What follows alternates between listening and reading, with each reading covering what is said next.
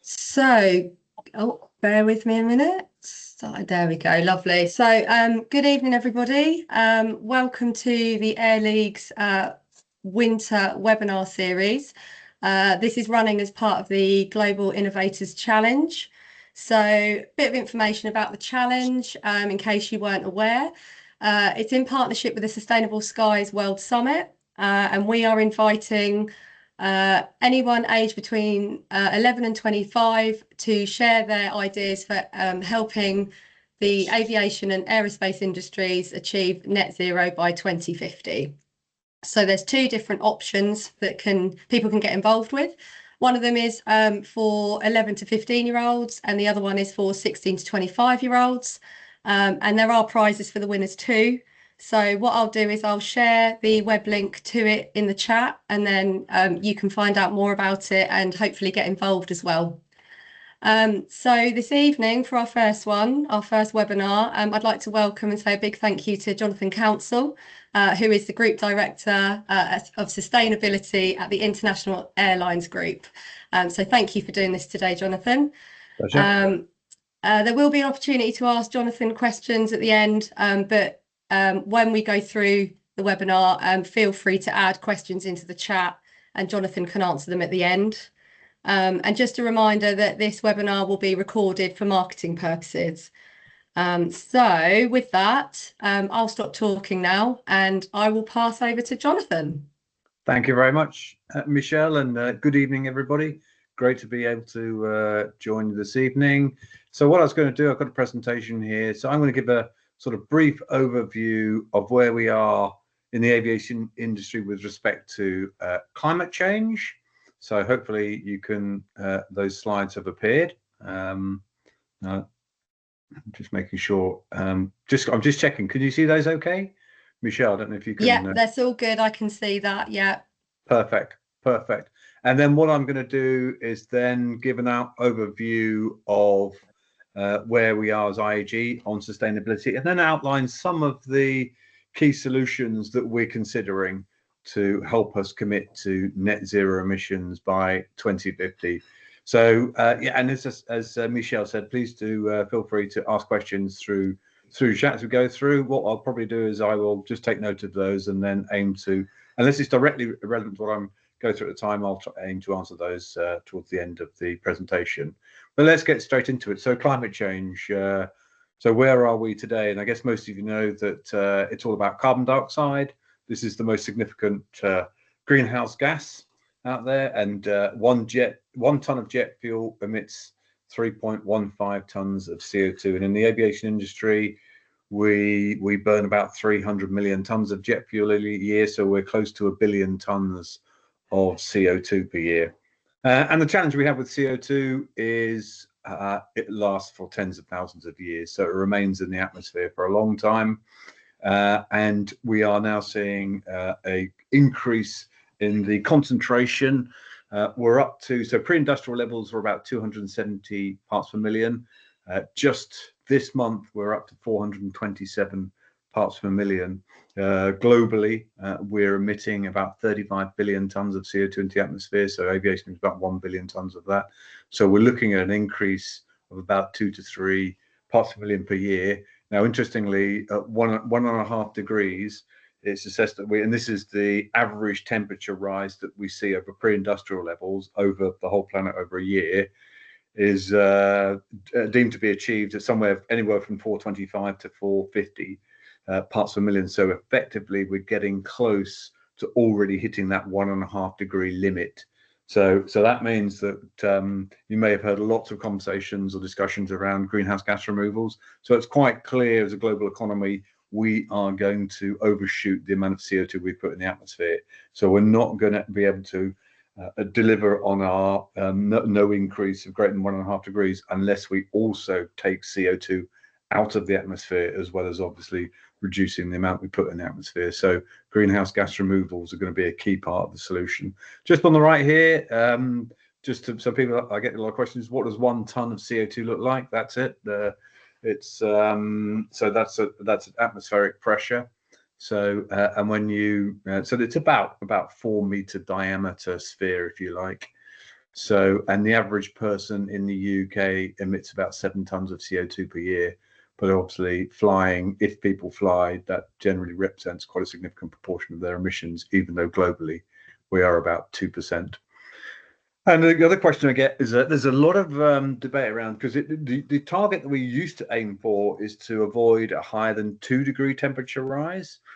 So that's the global average temperature over the whole planet for a year. That was the target about 15 years ago when the Stern report came out. And then more recently in 2018, the United Nations scientists said, actually, we need to reduce that to 1.5 degrees. And, you know, a lot of people say, well, what's the big deal between a 0.5 degree change? Well, you can see the scale of the difference in the impacts across a whole range of areas between those two. And it is significant. You know, when you look at things like just ice levels, increasing sea levels, biodiversity loss, you know, you're potentially looking at orders of magnitude worse impacts at a 2-degree level versus a 1.5 degree level. And that's why the new target is very much focused on avoiding that greater than 1.5 degree temperature rise versus the 2 degree.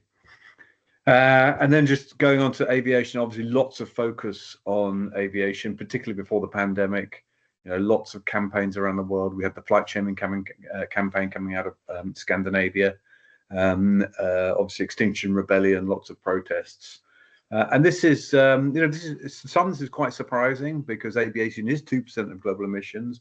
But I think the perception is that aviation emits a lot more CO2 than it actually does. So when people are surveyed on what do you think is the climate impact of aviation, the answer generally comes out between 30 and 40%.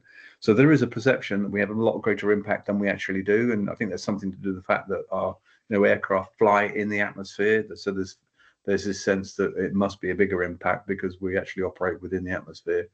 But, you know, as I said, we are 2%. Which seems like a low amount, but it's still a lot of CO2. As I say, it's nearly 1 billion tons of CO2 a year. The biggest challenge for us, though, as an industry, is it will take longer for us to decarbonize versus other sectors because we just don't have the solutions. We don't have solutions that can be easily implemented versus other industries. So when you look at the trajectory, it will take us longer to get there to net zero emissions than other sectors. So it's undoubted that aviation will become an increasing proportion of global emissions.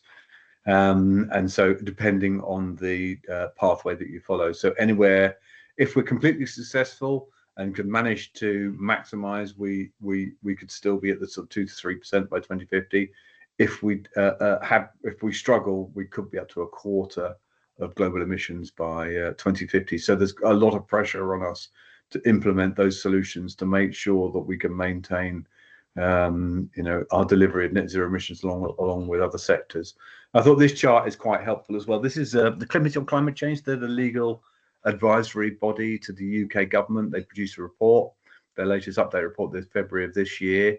And this shows that very issue where other sectors can decarbonize much more rapidly than aviation. So our trajectory is a lot shallower. And actually, when we're in a similar position to agriculture has some of the similar challenges to us, that the lead times on some of the solutions are just a lot longer than for aviation. And they're actually predicting that by 2040, aviation, along with agriculture, will be the largest emitting sector in the UK at somewhere around between 25 and 30%. So this is their view. Our view in industry is a bit more optimistic. We think through the implementation, particularly of solutions like sustainable aviation fuels, we can actually get below that. But there is no question that our trajectory will be shallower than for other sectors. And then the definitive work on this, so ICAO, that's our global regulator, the International Civil Aviation Organization, they produced the definitive work on this in 2022. It involves 600 people over 2.5 years. It's 2,500 pages. So if you really want to understand the challenge and the opportunities for us to hit net zero emissions by 2050, this is the seminal piece of work. There is an executive summary, you'll be glad to hear, which is about 60 pages. but you can see there are roughly 3 scenarios, if you like. One is low, medium, and high in terms of the potential trajectories for aviation to hit net zero emissions by 2050. Worth pointing out that the green is sustainable aviation fuel. So in all scenarios, sustainable aviation fuels will play a key role, and I will talk a bit about SAF as we go on, as well as other solutions that we can consider. And this is just a chart that really outlines this is different roadmaps, some produced by industry, some produced by academia, some produced by governments. And this is the position of these different roadmaps. They start with different assumptions, and really the key driver is enabling policy support. But you can show that all of them involve what we call the 4 pillars. So sustainable aviation fuels, hydrogen and battery technology, operational efficiencies, and then, if you like, we have residual emissions. The green is sustainable aviation fuels. So I think this reinforces that actually sustainable aviation fuels will play a key role. Blue is sort of standard engine and aircraft technology, and the red is next generation of technology.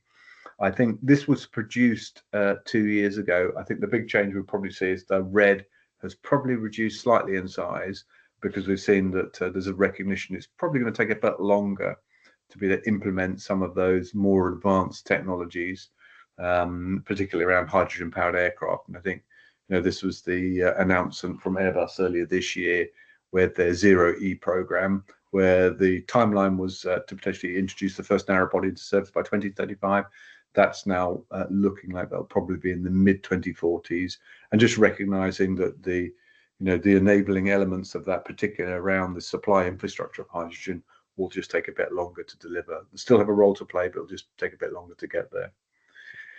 And then just coming on to the International Airlines Group. So we have 5 airlines in our group. So British Airways, Aer Lingus, Iberia, Vueling.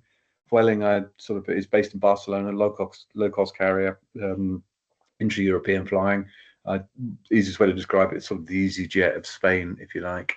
And then additionally, we have Level, and that's a low-cost long-haul carrier with a fleet of 9 A330s, again based out of Barcelona. So one of the larger airline groups in the world, one of the most profitable, certainly in Europe. And that's really important because that enables us to invest in sustainability. So we recognize sustainability certainly as one of the key strategic challenges in our business. And really, if we don't address it, it's fundamental to providing our license to grow. So if we want to exist and grow as a business, we have to address the sustainability challenge. Here's just a note around how important aviation is in terms of enabling economic growth. So nearly 90 million jobs worldwide. We're over now 5 billion passengers. As for country, we will be the 17th largest country in the world in terms of economic benefit. But we do have to deliver solutions to our carbon challenge. And I think it's right to say we're still the only industry that is globally committed to net zero emissions, both at an industry level through our industry association IATA and ATAG, which brings together all the other elements of the value chain, including manufacturers, airports, and air traffic control authorities, but also at government level. So through ICAO committed to net zero emissions by 2050 in 2022 at the General Assembly in 2022, following the report that they produced that I mentioned earlier. So only industry that's made the full commitment, but now it's all about delivery. How can we ensure that we deliver to those ambitions? And this is these are some of the commitments that we made at IAG. So we were the first airline actually to commit to net zero emissions back in October 2019. But for us, that was very much the start point. We see climate change as an industry challenge. So it's very much about how do we work with our key partners to get the industry. So first was through our One World Alliance. So they committed net zero a year after that in 2020, and then say IATA at their AGM in 2021, and as I say, ICAO, their General Assembly in 2022. And now the focus is on delivery. So we recognise we're a hard to abate sector, hard to decarbonise. We need every solution, but we recognise that SAF will certainly play a key role in the near future. So in April 2021, we committed to 10% SAF by 2030. And likewise, we work with our partners to also commit to 10%. So One World committed in October of that year, UK government committed through, and they've now implemented a mandate, SAF mandate, which was got a target of 10% by 2030 and 22% by 2040. And now there are 60 airlines globally that have committed 10% by 2030. And and we put our money where our mouth is. So we have invested a lot in sustainable aviation fuels, particularly through long-term offtake agreements. So normal jet fuel, we typically will do a 12-month deal. With SAF to help those projects raise finance, we're looking at anywhere from 10 to 14-year contracts. So, and as you can imagine, that involves quite a lot of committed investment on our part. Let's say here we're currently over $3.5 billion of committed SAF offtake, and that is the role that airlines can really play in helping these SAF companies get funding to be able to scale and grow. And this is our roadmap. So lots of roadmaps in our industry, all look similar in structure. So the top piece is a combination of operational efficiencies and new aircraft and engine technology. So still plays a massively important role in helping us reduce our emissions. The wedge under that, the sort of grey wedge, that's sustainable aviation fuels. So at IAG, we think up to 70% of our fuels could be SAF by 2050. And it will need a lot of government support to help us get there, but certainly in the UK and Europe, definitely seen as the leaders in providing that support, primarily through mandates, but also through various incentives packages. And we recognise that we can't get to net zero just on aircraft engines, operating efficiency and SAF alone. So we will need to invest in carbon reductions outside of our industry. So we call this, currently this is through emissions trading schemes and our global offset scheme set up through ICAO, Corsia. But eventually we want to migrate to greenhouse gas removals, as I mentioned earlier. It's clear that we're going to emit more CO2 in the atmosphere than is necessary to deliver this no greater than 1.5 degree temperature rise. So we're going to need greenhouse gas removals to extract CO2 out of that atmosphere. So that's why that bottom blue wedge, we will, as soon as this greenhouse gas removal technology becomes available, we will invest in that to help scale that technology and help us deliver that net zero emissions by 2050. And then what I've just got a few, this video. So this is really demonstrating the opportunities we have through operational efficiencies. So this is a turnaround of an A320 at Heathrow Terminal 5. So lots of things we do to try and reduce weight. We ensure that through very strong statistical analysis, we only carry the amount of fuel that we need. And data has helped us a lot in this regard. So the biggest variable weight on an aircraft is not the passengers or the cargo, it's the fuel. So if you can optimize the amount of fuel you carry, that can save you a lot of emissions. We also do a lot on things like catering. You might have seen that you can pre-plan your food now. So we have the ability for passengers to select their food, and that means we just don't have to carry so much food. So we've actually reduced the food waste on aircraft by about 90% over the last 5 years. Things like single engine taxi. So now 95% of all our operations at Heathrow, we taxi in and out on one engine rather than two engines. And on our 4-engine aircraft, we taxi on 2 engines in and out. And again, that over a year, that saves hundreds of thousands of tons of carbon dioxide. Every aircraft, right at the back here, we have what we call the auxiliary power unit. And generally, they will be used if we need to, if it's cold or hot, to keep the aircraft at temperature. And now it's a hammer to crack a nut, really. So it's a 5,000 horsepower engine to cool an aircraft. This yellow pipe that you see underneath the jetty here, that's preconditioned air. And actually, we can use that. And now most of the stands at Heathrow have that. So we can connect that up, and that avoids us having to use the auxiliary power unit. And again, that's saving us 100,000 tons of CO2 per year. So we're constantly looking at operational procedures to try and reduce our carbon emissions. But one of the big opportunities is air traffic management. So This is 24-hour lapse photo of the busiest day over the United Kingdom's airspace. Now, the challenge with the UK airspace, it was designed in the 1950s, so there's lots of inefficiency, and you see these circular patterns here. These are the stacks for Gatwick, Heathrow, and Stansted. So all of those represent wasted flying.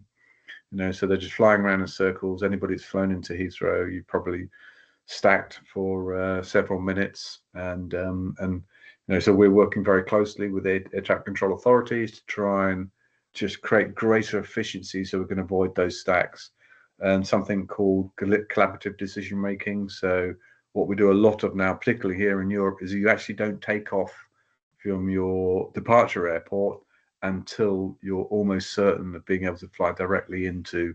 So there's collaborating between your departure and arrival airport, and that's actually reduced. So the stacking at Heathrow, certainly for BA, has reduced from 11 minutes for the average flight down to about 3 minutes. So a lot of opportunity there, and so this is something we'll constantly focus on to make sure that we can, one, reduce the stacking, but also get more direct routing. So things like military airspace. So lots of military airspace across Europe and the UK, which means we have to generally fly longer routings. Because of technology, there's a lot more flexibility and working in collaboration with the military authorities where they can open up that airspace so we can get more direct routings. So again, lots of opportunity. And the benefit here is quite significant. If we can move to best practice management on air traffic control, we can save 10% of our emissions across Europe, and that's close to 20 million tons of CO2 per year. So no need for any investment. It's just ability to move to best practice. So that's something through Single European Skies project, and also with NATS here in the UK, we're looking to. And of course, once we get new runways and so on, it'll be absolutely critical to be able to do that, because pretty much we've hit capacity with the existing air traffic control capability. So that's on operational efficiencies. Let me just talk a little bit about sustainable aviation fuels. So, and this chart, what the chart tries to explain, the two reasons why there's been so much focus on SAF. The first is it's the only real solution in the next 10 years that's going to help us reduce our carbon emissions.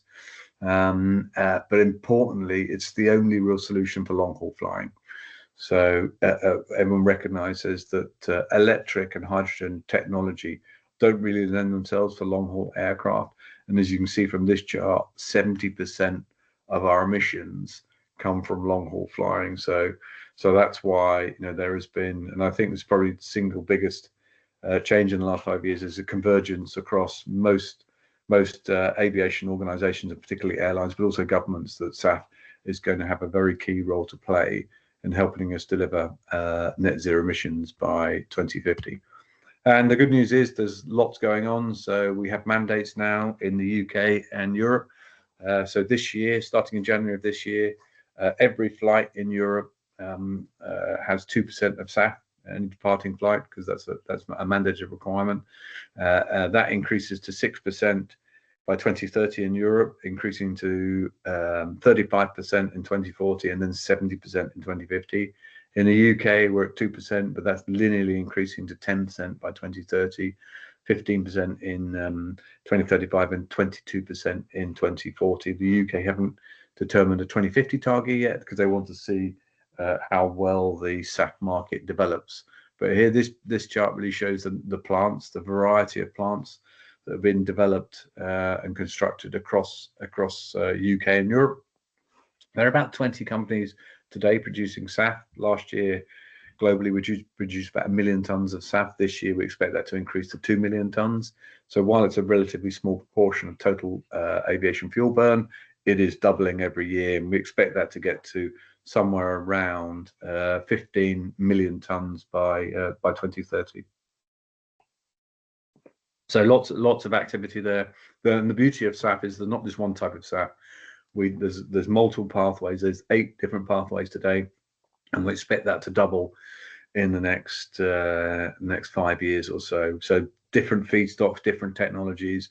So that means that you've got natural diversification in the types of SAF. We generally talk about 3 generations. First generation, that's the SAF that you can buy today. That's generally comes from used cooking oil, but other waste oils and greases can be used to generate those first generation SAF. So mature technology, most of all the SAF today is first generation. Second generation, that takes basically waste biomass. So that's typically the alcohol to jet pathway. And we had a big milestone last week, whereas LanzaJet's plant in the United States, first commercial scale, second generation SAF plant, was producing on spec SAF. So that was a pretty major milestone. The additional second generation pathway is municipal solid waste. So you may have heard of companies like Alphanar and Velocis and Fulcrum. That's what they're doing. They're taking household waste, regular waste, and through a two-step process, they can convert that into jet fuel. So that's 2G SAF. And then finally, 3G SAF, often called eSAF or power to liquids. This is the ultimate SAF.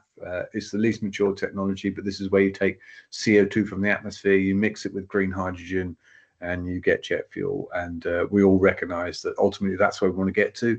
And so that's why within both the UK and the EU mandates, they've created sub-targets for power to liquids to try and incentivize investments in those plants quicker than they would otherwise happen. And here's the UK. Again, we believe that the UK has a big opportunity, not really on first generation SAF, but certainly on second generation and potentially on third generation as well. So we think with the right policy support, so mandates plus incentives, we could get up to 14 plants constructed in the UK in the next 10 years. And you see, the potential locations for those plants. So IAG, we're involved in a number of those projects. So both on Teesside, on Humberside, Teesside, South Wales, and also the Northwest. Again, all producing different types of SAF and also providing much needed jobs in those areas, and also fuel security for the UK. So today we import about 85% of our jet fuel. So quite a strong interest to make sure that we can sort of redress that balance and get as much domestic supply as possible. And the SAF industry will help do that. This next one is just one of our projects. So this is a second generation municipal solid waste. So with a company called Velocis, this takes about 500,000 tons of municipal solid waste that will otherwise go to landfill, and through a two-stage process, so gasification and then this process called Fischer-Tropsch, which has been around for a number of years, it just can convert that into jet fuel. So producing about 100,000 tons a year of jet fuel. So quite an innovative technology. In the UK, we have about 20 million tons of waste that goes to landfill. So lots of opportunities to replicate this and build a number of SAF plants. And around the world, this is very exciting technology. Lots of countries, particularly in the developing world, have real waste problems. So they're quite excited about being able to develop this technology to solve not only their waste problem, but also their aviation decarbonisation problem. And then there's at IAG, so I mentioned the $3.5 billion commitment that we've made to SAF, and this is through these long-term offtake agreements. So I say generally with jet fuel, we'll look at a 12-month contract, but for SAF companies, what they're looking for is longer-term commitments. So we announced a project in 2024 with a company called 12, based on the west coast of the United States. They're a power to liquid company. It's actually a third-generation company. We did a 14-year committed contract, so it's take or pay. So it includes a price for about 800,000 tons of VSAF.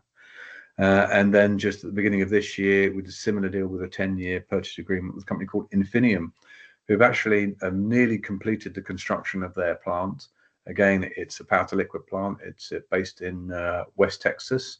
So it uses wind and solar to generate the green hydrogen and the CO2, which is actually captured from a bioethanol plant. And that should be producing eSAF from next year. So that's really exciting, because previously we've always thought that it's 10 years away before we're going to get commercial scale eSAF, but actually it's going to come, it looks like it's going to happen quite a bit sooner. So that's very exciting. And then just to outline, so this is, and we've been very fortunate that we have supportive policy in the UK, and we are able to attract a number of incentives through Heathrow Airport, but also through deals of what we call SAF Scope 3 deals. So a lot of our corporate customers have very ambitious climate targets, and we can sell them the carbon attributes of SAF. to help meet their climate targets. So last year we were the largest global procurer of SAF, so we bought 162,000 tons. So globally there's about 1 million tons of SAF, so about 16%. And what we're doing is trying to encourage other airlines. So Air France, similarly, about 100,000 tons. So one of the things we want to do is make sure that, and this is really a signal to other airlines, but also to other countries, to implement policies to enable airlines to procure more SAF to help accelerate the ramp up of this technology. And then we've had a good year this year as well. So we expect to go way beyond the 162,000 tons of 2024. We saw probably nearer to 250,000 tons in 2025. So that'll be looking at about, of the 2 million tons. So global supply. We're producing SAF here in the UK through a company called Phillips 66, and they've now adapted that process in their Los Angeles plant. So we're now picking up SAF on our London Los Angeles flights. And as I mentioned, we're doing these SAF Scope 3 deals. So we're doing multi-year deals, and we did a big deal with Microsoft. So these, and again, encouraging more corporates to do the same, because these really help the industry scale up its SAF. So lots on SAF, and there's other things. We have a technology accelerator in IAG, so we're looking at all solutions, lots of IT solutions around there and platforms, particularly to sell on. We have a voluntary SAF and carbon removal program. So if you fly on British Airways or Iberia, you can volunteer to reduce your carbon emissions, and we're working with a company called Choose that help create a platform there.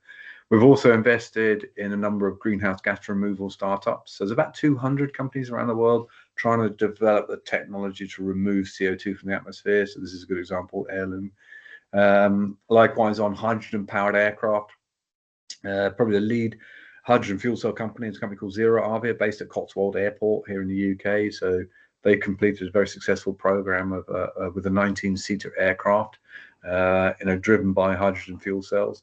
So they're looking to have an aircraft in service in the next 3 to 4 years. They have a program with a Dash 8, a 50-seater Dash 8 in the States. So we think that this could potentially we could be looking at narrow bodies entering service sometime in the 2040s. So starting to help reduce our emissions there, and also lots of products out there to help improve our flight planning and minimizing our fuel burn during flights. So particularly on weather. So you have a lot of technology now that enables you to get real-time weather, so you can avoid headwinds and take advantage of tailwinds. So these real-time technology platforms really helping us maximize our carbon efficiency. So really no stone unturned in terms of finding ways to improve our efficiency and reduce our carbon emissions. And then just recently, we do a lot of work with One World. One World's our global alliance partner. It's about 20% of global aviation. And just in September this year, we announced a fund. So this is where the members of One World contribute money into a fund. And then we've contracted with a company called Breakthrough, which is led by Bill Gates. They have a fantastic track record in supporting the sort of net zero transition. And they believe very strongly that SAF will play a critical role in helping reduce the carbon emissions of aviation. So we've created this SAF fund. So the airlines put the money into the fund, and then Breakthrough will go away and invest in SAF companies, startup SAF companies, to help them get started. So it's an open fund. We hit the first close, say, September. So 6 airlines, $150 million. We're looking to triple that. So it's an open fund. We're open to any airline. You don't have to be a One World airline or any other organization that is interested in helping support and accelerate the development of the global SAF industry. So that's very exciting, and we're encouraging other organizations to do the same, to try and accelerate the development of the global SAF industry. And as part of that, we by way of finishing the presentation, I've got a little video that just explains a little bit more about how this fund works.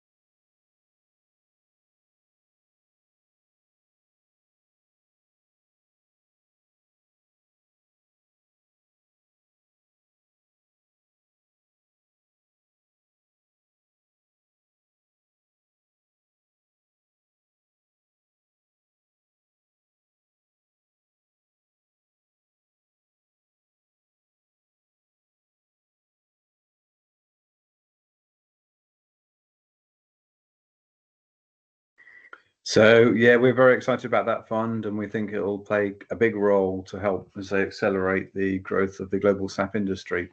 So that was a very quick overview of where we are in our journey to net zero emissions for aviation, and very happy now to, if anybody's got any questions, so I guess you can either put it in the chat or I guess I don't know if you can facility to raise hands and so on if people want to ask it directly. So there's no questions in the chat, although someone is actually typing at the moment. So, but feel free to speak out and ask questions if you'd like to Jonathan. He'd be happy to answer those.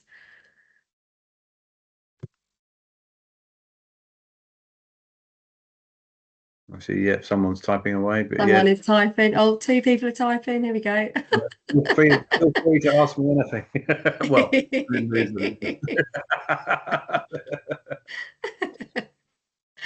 but yeah, I know it can be nerve-wracking to take yourself off of mute and ask a question, but it's a good skill to learn. So it's a safe space to practice it, guys. Just saying. Yeah, good point. Good point. Oh, and we're very friendly, aren't we? So yeah, we are very friendly. Yeah, we are very friendly. No such thing as a silly question. So. Absolutely. Yeah, ask away, guys. Yeah. Ah, okay. You seeing that? Yeah, here we go. What was the main limitation of electric and hydrogen engines stopping them from being used in law? Yeah, that's a very good question, Azarith. So essentially, it's just around the physics of flying. So and it's all down to energy density. So liquid fuels are basically represent the most energy dense solution for flying. So the challenge you've got with the battery, it's about a third as energy dense as liquid fuels. So and the other problem, of course, is that or the other benefit you have with liquid fuels is as you progress on your journey, you actually burn the fuel, so the aircraft gets lighter. So that all helps in that scenario. So therefore, we think with electric aircraft, really you are limited to probably about 1,500 kilometers of range. So probably even more limited than you are with hydrogen. The challenge with hydrogen is slightly different, and it just comes down to the volume of hydrogen that you need. So while it produces a lot of energy, you just need to carry a lot of it, and even if you carry it cryogenically. So the best example that I was given, this is actually by Airbus, that if you wanted to convert an A380 to burn on hydrogen, the entire top deck would have to be the hydrogen fuel tank. So you could do it; it's physically possible, but the problem would be the economics then, because you basically would lose of your 500 seats, you would lose 200 seats just carrying the hydrogen. So really, and I think it's generally accepted that both for electric aircraft, it's up to about 1,500 kilometers. Hydrogen probably a bit longer, up to 3,000 kilometers, but certainly not for anything along that and for long haul.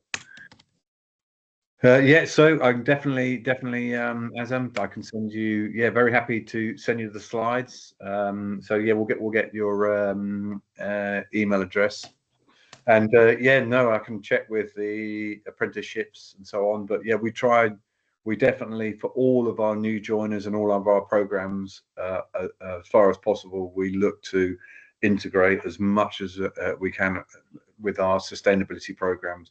So we look at sustainability across our entire operation. So plenty of opportunity to get involved.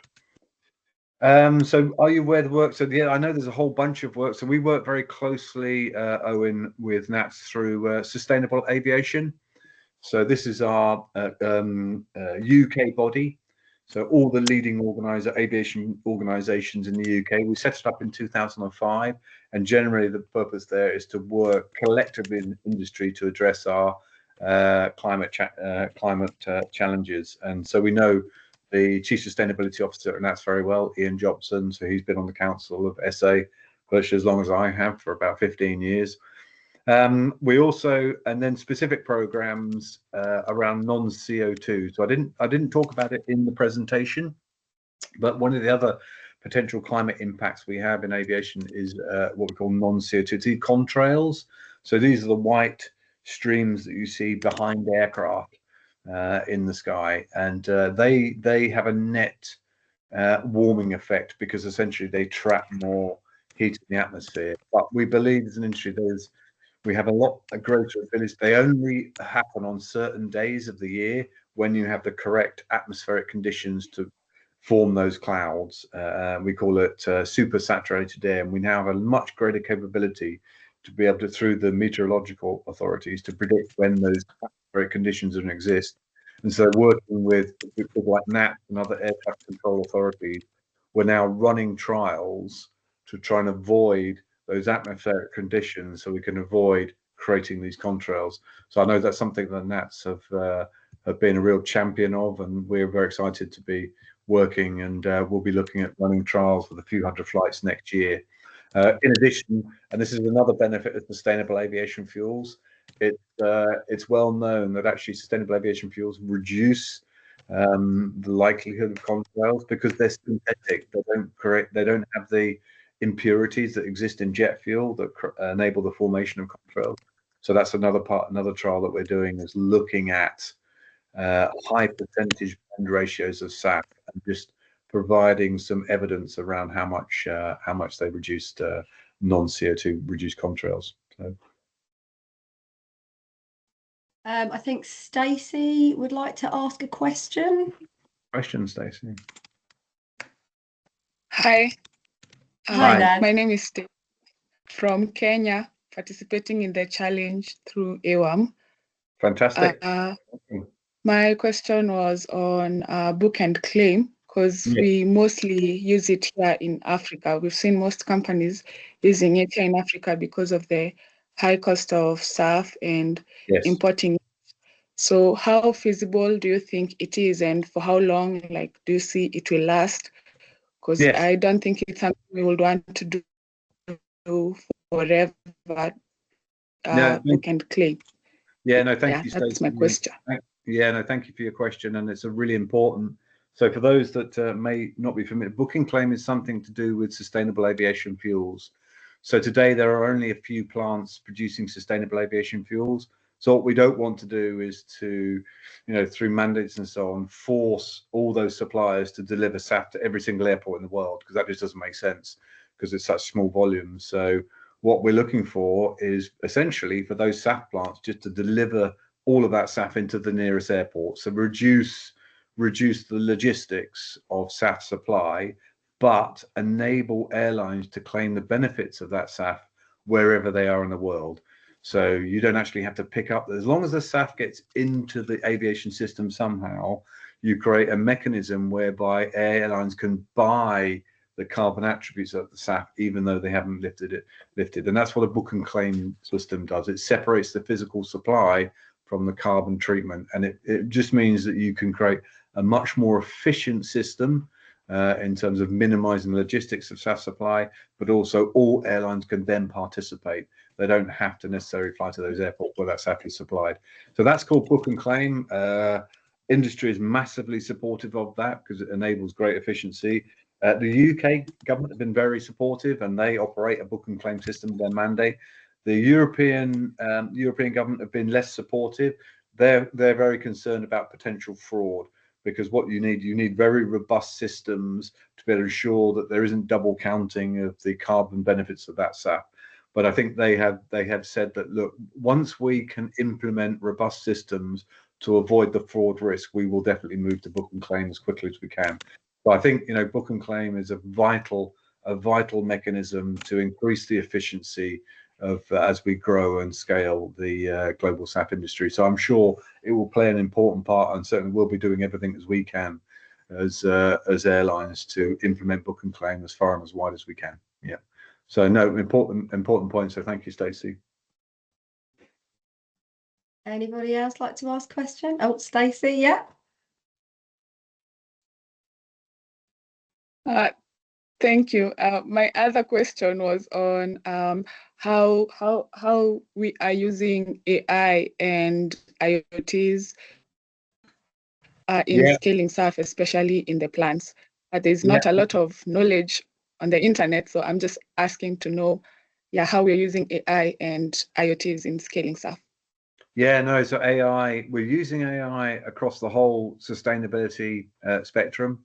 So particularly on operational efficiency, So there's so much information out there. So many airlines are doing so many different practices in terms of. So the challenge with fuel efficiency is how can we all quickly learn from each other around what best practice looks like in operational efficiencies, and AI is enabling that. And also we're seeing, there are hundreds of systems out there that can enable airlines to operate more efficiently. So I think this is where AI can play a significant role to basically increase the rate of learning across the whole industry to maximize their operating efficiency. On SAF specifically, what we're seeing now, it's quite, there are many different types of SAF, and there's many different types of policy. So it gets quite complicated when you think about, depending on where I buy the SAF, where I put it in my aircraft, and where I fly the SAF, depends on the different incentives that I can enjoy. So it gets quite complicated. So in IAG, we have a full-time person whose job it is to just work out, we call the person a SAF optimizer, just trying to work out where's the best place to buy the SAF, which airport do I deliver it to, which flight do I put it on. But again, AI provides a really an efficient way to, and it's a very dynamic picture. So you've got regulations changing all the time in terms of how you can, how you can exploit these different incentives. So AI is another tool that can maybe quickly enable airlines to say, this is how I optimize my SAF supply. And it's linked to your first question around book and claim. So the EU have a very different claim system to the UK. So for instance, BA, if we pick up SAF, so we buy SAF from a number of producers in the US. If we buy it and deliver it into a plane, a British Airways plane in the US, we can claim UK ETS benefits against that, but the EU can't. Yeah. So it's just one example of where a tool can quickly sort of help you understand, how do I maximize the effectiveness of when I buy SAF and exploit the incentives. So we see that. For producers, the other thing is feedstocks. So there are hundreds of different types of feedstocks that you can use to make SAF. And again, depending on each jurisdiction has different sustainability criteria. So some feedstocks that might be eligible in the UK and not eligible in Europe, and might be eligible in Japan, not eligible in. So how do you quickly understand, which feedstocks are eligible in which country? And again, AI helps you get a quick understanding of eligibility, because that becomes pretty key in terms of exploiting benefits. So lots of opportunities, and we have a technology and innovation incubator in IAG where we're working with a number of AI companies to help perfect and develop tools in this area.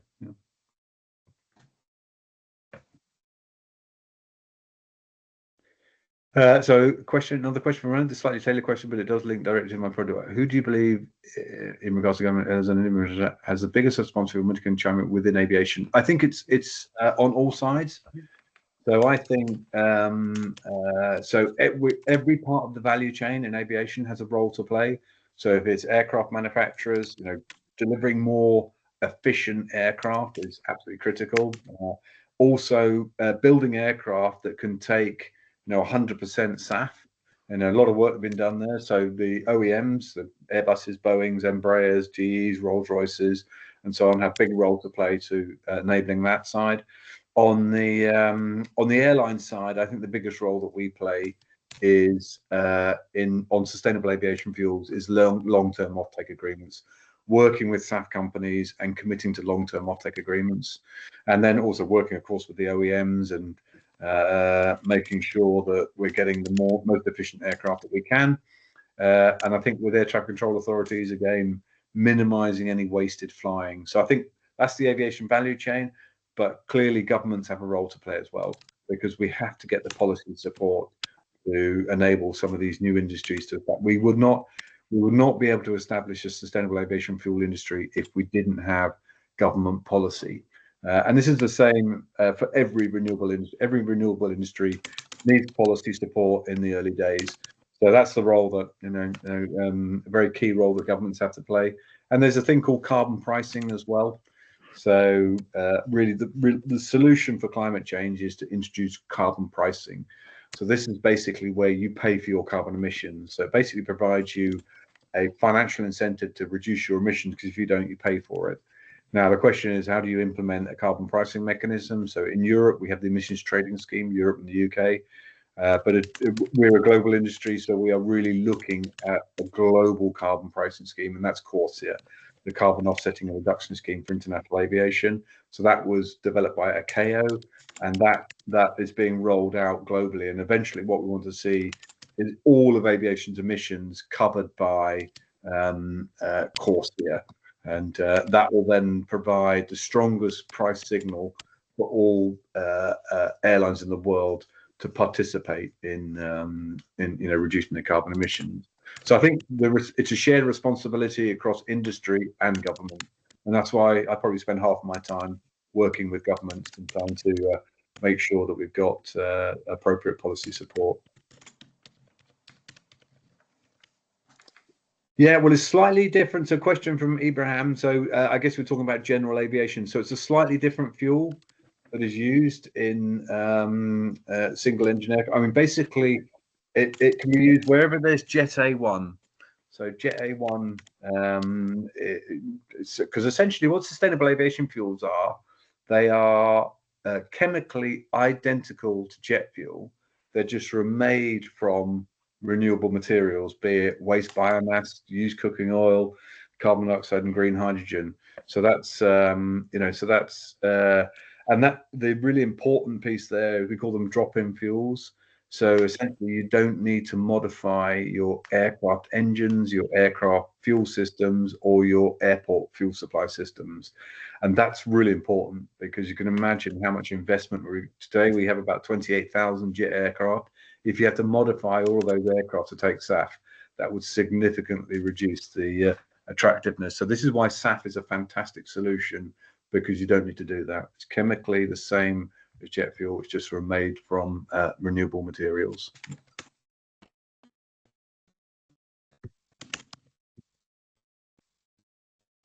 So I think we got someone typing a question. Yeah, I think so. Yeah. No, there isn't an equivalent for. I think they're producing. There is something called low carbon aviation fuels. So there is an opportunity, I think, to reduce the carbon impact of general aviation fuels, and it's something that's looking at as an opportunity. So the issue with general aviation fuels is a lot lower volumes. So generally, people are not concerned, because the emissions you get from general aviation fuels are much lower. I know that I think the general view is this is a great opportunity for electric powered aircraft. So all of the electric powered aircraft starters are actually in the general aviation space. So I think what we'll see is going to these zero emission aircraft a lot more quickly in the general aviation space. So you don't really need necessarily and there's a number of companies here in the UK, actually, interestingly and excitingly, that are actually running flight training programs on electric powered aircraft. So I think that probably is the answer for general aviation. Move to some of these more innovative technologies.